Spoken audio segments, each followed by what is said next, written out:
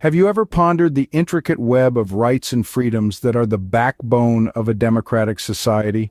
Among these, the Ninth Amendment of the United States Constitution is a fascinating piece. It declares that the enumeration of certain rights in the Constitution does not deny or disparage others retained by the people. But did you know that even this broad and inclusive amendment has its exemptions? The first of these exemptions came to light in the late 19th century. In a series of rulings, the Supreme Court held that the Ninth Amendment did not apply to state governments.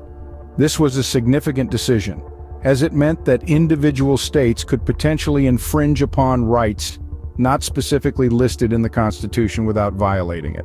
The second exemption became evident in the early 20th century. The Supreme Court ruled that the Ninth Amendment does not confer any substantive rights.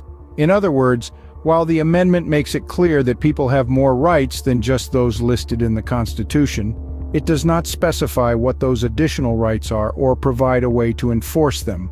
The third exemption is more recent and concerns the issue of unenumerated rights. It has been determined that the Ninth Amendment does not grant or protect unenumerated rights in the same way that it does enumerated ones.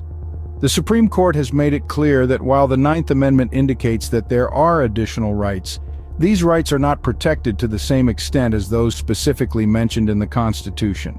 Now, what happens when these exemptions are violated? The penalties are largely determined by the nature and severity of the violation. In most cases, a violation of the Ninth Amendment or its exemptions would result in a lawsuit.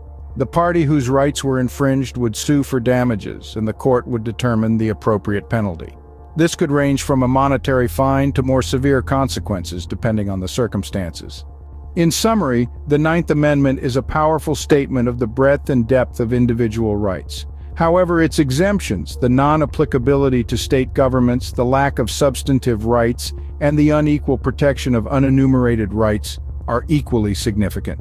Violations of these exemptions are taken seriously and can result in substantial penalties. As the defenders of democracy, it's crucial to understand not just the rights that the Constitution protects, but also the limits of those protections.